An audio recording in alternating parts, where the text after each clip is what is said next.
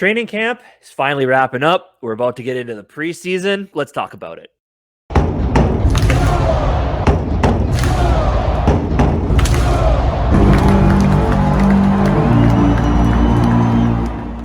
On Monday night, the Minnesota Vikings held their annual night practice, biggest practice of the year. Get a lot of attendance, which we'll talk about here in a second. But we just wanted to kind of go through some of the closing points we found from this last week of training camp. With preseason coming up on Sunday, training camp technically will wrap up. We'll get into some preseason stuff, but yeah, let's get into some of this. Yeah, before we do that, though, I want to thank everybody for watching GG Sport podcast of the Minnesota Vikings. Like this video, comment below, and most importantly, subscribe to our channel. We are continuing increasing our content and our quality in our content. You know, we said if we hit 500, we increased it. I feel like we have done that, and the more we grow, the more we're going to increase the content and make it better quality, everything. So yeah, subscribe, hit the bell, get notifications from our videos. We got an exciting season coming up, so we got some good stuff to share. And from there, let's jump in. I said, fan attendance, man. Dang, let's go. Small market team with big market fans. Yep. As people have talked about, we talk about it all the time. Vikings fans are the best fans in the NFL, no doubt about it. Every training camp practice is filled up. The night practice, as you can see, games always. We'll talk more about the fan base during games and Kevin O'Connell a little bit here, but it's good to see, man. Vikings fans are so loyal. We've been through the ringer. We deserve a Super Bowl. Let's get it, okay? I mean, I saw a stat actually. Throughout, I can't remember exactly what what the year range was, but the Vikings had 90, maybe it was just last season, 96% home attendance. It was top 5 in the league, which is crazy, but not surprising.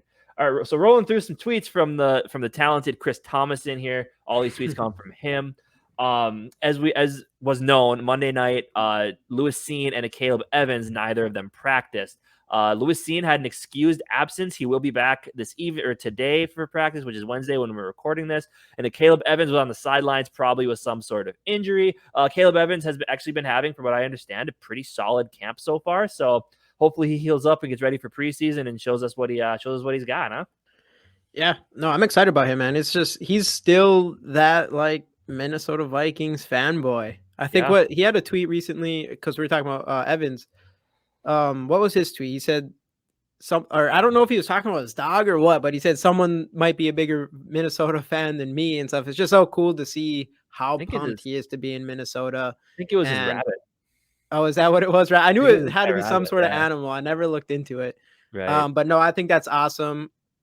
And I'm hoping, I mean, you know, that's Quezzy's boy right there. So it'll be interesting to see how he turns out. But yeah, Lewis Cine, obviously, we didn't get to see him at the Monday night to practice. Luckily, we'll be able to see some of him in the preseason.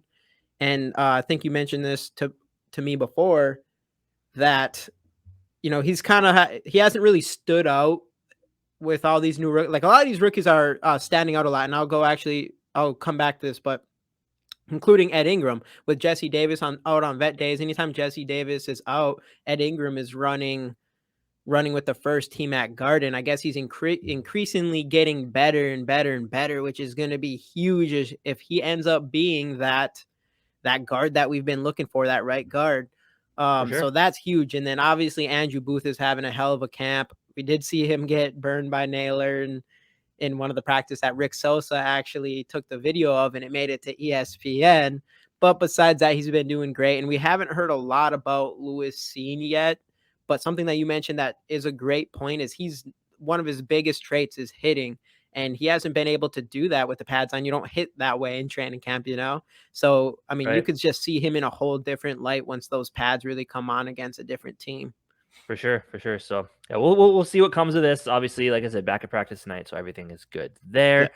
Yeah. Kevin O'Connell talking about the fan base. Nights like this are when you feel how special our fan base is. He said he was eating dinner a couple hours ago, and there's people lining up to get into the night practice. So Kevin O'Connell finally, he gets it. He gets what Minnesota fans are all about. We love this team, and man, I'm a huge Kevin O'Connell fan. We'll talk more about him later because there's another tweet coming up about him. But man, this is it. This is what Vikings fans do. We show up when we show out. Yeah. let's see what else we got here. Yep. So obviously, no surprise with everybody practicing other than Caleb Evans and Lewis Seen. First team starters: Jesse Davis starting at right guard and Cam Dantzler at quarterback, and Bynum at safety, of course, with Mm-hmm. Lewis Mm-hmm. Seen being out. And he still's got that. He's the first team regardless at this point. I'm pretty sure. Correct? Jesse Davis. No, Yes. Yep. Cameron Bynum. Okay. Oh, Cam Bynum, safety. Yeah. Yeah. Yep. Yep. As of right now, he is. Yes. Lewis Seen hasn't quite worked himself in there yet. So obviously, it looks like for this night practice, they still kind of went with like the vets get the right of way. Obviously, we've heard Dantzler. I mean, from what has been told, Dantzler has struggled a bit, and Booth has been playing really well. But it's nice to see that they're still giving Dantzler his opportunity to shine. I think that will help Dantzler for sure. Cam Dantzler has a ton of talent. Last year, being in Zimmer's doghouse, we didn't really get to see it come to fruition. But this year, man, I think we'll get to see another side of Cam Dantzler when the preseason and of course regular season gets rolling here. So. Moving forward here, tight end Ben Ellefson just caught a pass in the night scrimmage from Sean Mannion, something he didn't do all last season. Yeah, he didn't really. I think he was more like that traditional blocking tight end. Speaking of Sean Mannion, scramble for positive yardage. It seems weird to read that Sean Mannion was scrambling, but he made the point last year in the game against Green Bay where he started. He did have a run because he didn't have much time back there. Hey, good to see Sean Mannion moving around a little bit. We'll see if he makes the team. Probably will at this point.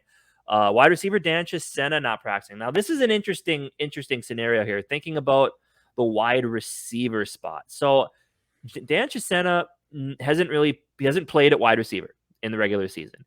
He's fast. He's blazing fast. So that's why he locked down that punt gunner spot. But you got to wonder, do you keep an extra receiver in Dan Chisena and take away from another part of the roster due to just special teams? Now, you don't see a lot of teams keep that special teams guy. The Patriots, of course, have done it with Slater throughout these years, and he's been a Pro Bowl special teamer every year. But I just don't know. With all the talent you have at receiver, like you look at Jalen Naylor, as you talked about, had the big play there. He's been impressing. ISM is still kind of an unknown. Olabisi Johnson's been playing. I mean, not nothing spectacular, but he's been solid like he was before. Right. So, plus everybody above them is with Justin Jefferson, Adam Thielen, KJ Osborne, of course. So you got to wonder what that wide receiver position will look like. I don't really know. I don't think we're going to see as many people as some people think. Because I definitely think we're going to have 4 running backs. I think if anything, I think you're going to see a Ty Chandler make our squad over a Chisna or Wilson and those guys. I feel like they'll lean more towards him than us having. Like if I was going to make a guess, I'm going to guess like 6 wide receivers. I could see it. And I'm going to say, actually, no, let's make a prediction right now. Obviously, JJ, Adam Thielen, KJ, ISM, Naylor. I'm going to say Naylor's making it. And then that's 5. So honestly, I could see 5 potentially. But if I was going to say that 6th one, I go would probably have to go BC. I don't know. I'm a BC fan. I like the guy. I like him, but I just haven't heard much of him. Much this offseason, and it's kind of like even in the other off seasons. Well, I don't know, it's different. We have a whole new coach system and everything. So I would just say the hype is kind of slowed down from them, and usually when that happens, eventually they get cut. Like Chad Beebe, for instance. Chad Beebe was never. I never was a fan. Well, he had like that one preseason that he got like, oh, he's gonna be our wide receiver 3, and he got, and then it was like we kept giving him a try, and then eventually it was like, all right. Yeah. But yeah, you never know. Maybe OBC is doing some work. Yeah, we will see. Moving on here. Kenne's back at practice, obviously with coming back from the soft tissue lower leg injury, probably a calf at this point. We can probably assume, but they wouldn't say it. Showing off his speed with a nifty run, 15-yard touchdown, even if there was full tackling, Chris Thomason says. So Kenne is an interesting, because I don't know how much the starters are going to play in the preseason. If I'm Kevin O'Connell, Delvin Cook's not touching. Maybe he gets one carry just to get hit once, but he's not touching the field. No, Madison, I play him sparingly, but I think Kenne and then Ty Chandler as well are really going to get a shot to show what they can do. And I'm so excited for that. I'm so excited to see both of them. That's probably one of the biggest excitements for this game. Mm-hmm. For sure. Moving on to some quarterback news. So Kellan Monde. To another guy. Kellan Monde has had a really up and down training camp. It sounds like the issue with him is his processing speed is a little bit It's just not quite up to par yet. And he switched offenses last year with the season he went through. We all kind of know what happened there. Right. I think this preseason is going to be really telling. So here he threw a touchdown pass, but wearing the red jersey, can't get hit. Zadarius Smith, it sounds like would have had an easy sack, but then he did have a nice touchdown pass to Tristan Jackson. So there's some of those where you're just like, man, it's just he doesn't process, but then he does process one and makes it just an absolute dime of a throw. And Right. you're like, okay, Right. maybe On he the has a run, chance. a I cross just, body throw, Mhm. Mahomes style. Yep. I just think the preseason, maybe he's a Kyle Sloter type. Maybe he's a type where he just doesn't practice well, but when he gets into the games, he ends up dominating. We'll find out. I hope Yeah. so. But at this point, it doesn't look like he's that future franchise quarterback. But Right. again, Right. you never know. It's a hot take, but I have to agree. If he doesn't show out in preseason or at least show a big step from last year, I don't know, man. If you're a Viking fan and you're hoping to have that franchise guy that's going to be like a Mahomes or Joe Burrow, or obviously they're not easy to get, but there's enough of them out there. It's possible. And if we don't see a big step forward with Munn this preseason, I personally would have to say that I don't think he's going to be that guy for us Yep. as far as our future goes. And then with an extra one more year on Cousins' contract, I think we might have to look into the draft or whatever. But yeah, so I don't know. We'll see. Like I said, preseason is going to be telling. Let's hope for the best out of the kid.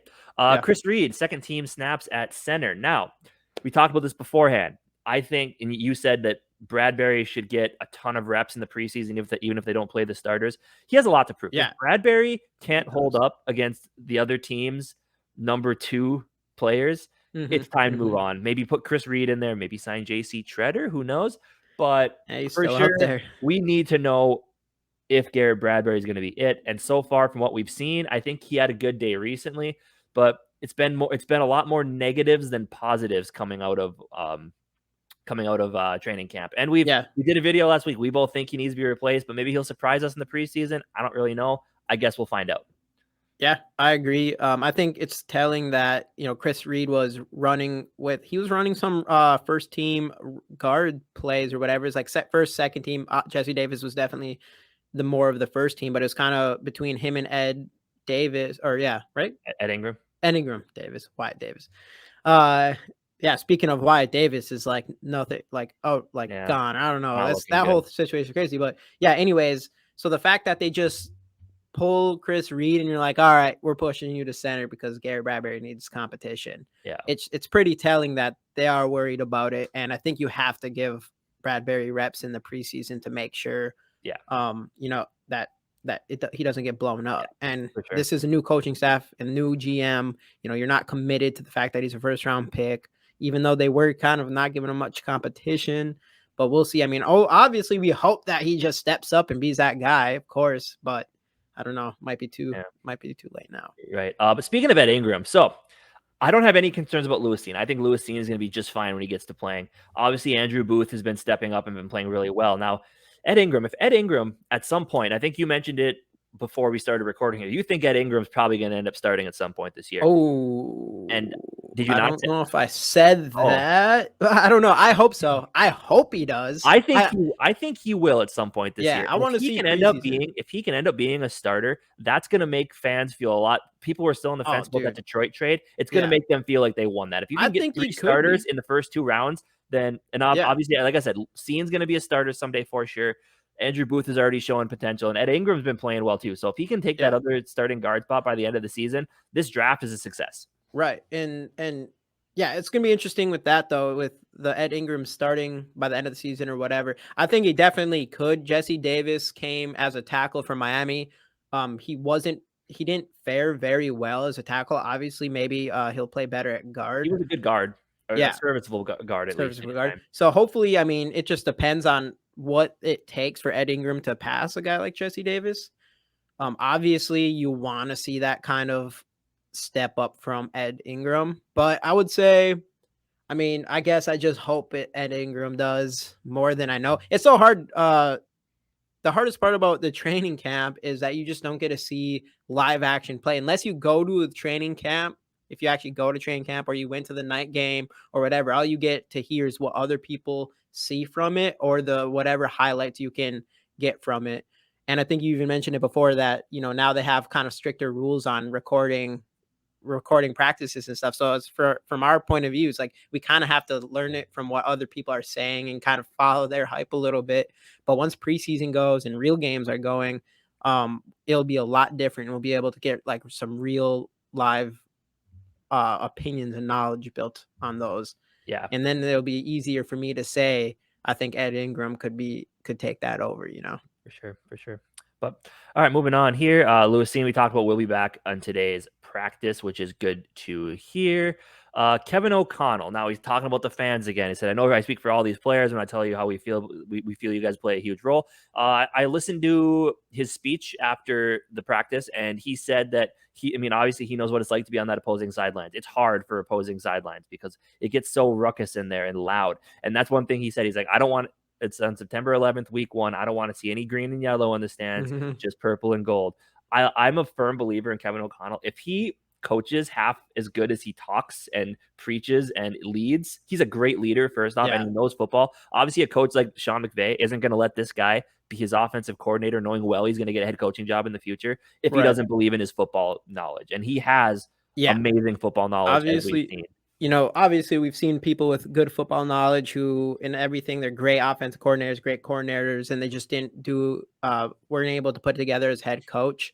So yeah, he has everything you could ask is like a personality from a coach. He loves his players. They feel the love, they feel the belief. He says all the right things. He has all that you could ever want from Kevin O'Connell. So now it will be a big test to see. And the preseason will be a little telling. It's way different than regular season games, but time will tell to see if his coaching ability can match his personality, I guess you could say. Yeah, for sure. But we're hoping so, man. I'm excited. I can't wait for the preseason game just because I want to see what kind of plays we play on offense. And I don't know if we'll see everything because I'm assuming you kind of want to, you don't want to give all your secrets out. But no, it's exciting, especially when you got guys like Ty Chandler and Keenan. That's what I'm so excited about. You got those kinds of guys where you can make plays for them that are a little tricky, for preseason. For sure. I'm looking forward to it, man. It's gonna be fun to see what Kevin O'Connell can do, and I think he's gonna do really, really well. So we'll end off here with a little bit of kicking news. Greg Joseph has been absolutely dynamite.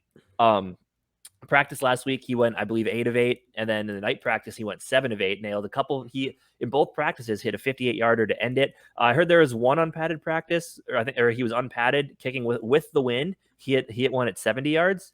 And without wind, he hit one at 65. So Greg Joseph, we knew he had a leg. He showed that last year when he won that kicking competition. Obviously, the Arizona game happened, sure. But the way he bounced back from that, especially with how Zimmer can be with his kickers, the way he bounced back from that told me a lot about the guy. We've talked about this before, I know. But, man, Greg Joseph, I think we may have finally found our guy. Yeah, dude, I agree. Like you were saying, the way he missed his kick with Arizona and you're under the Zimmer regimen where it's just feels like kickers were a little worried about losing their jobs if they missed a kick. Yeah. Daniel Carlson, obviously there's real reasons to believe that. So who knows how he handled that situation with Joseph. And the fact that he still came back out and kind of had a better rest of the season and bounced back. I think he hit a game winner like a week after. What was it? The week after that? 2 weeks after that? Something like that. Yeah. It just shows a lot, and he just seemed to get better and better as the season went on. So I agree with you. I think we might have a good kicker in our hands here. Yeah, man, I'm excited. I'm excited to see what he's going to do in the preseason, get into the regular season and stuff. So, but yeah, that's it. We'll move on towards training camp. We'll see you guys in the next episode. Skol Vikes.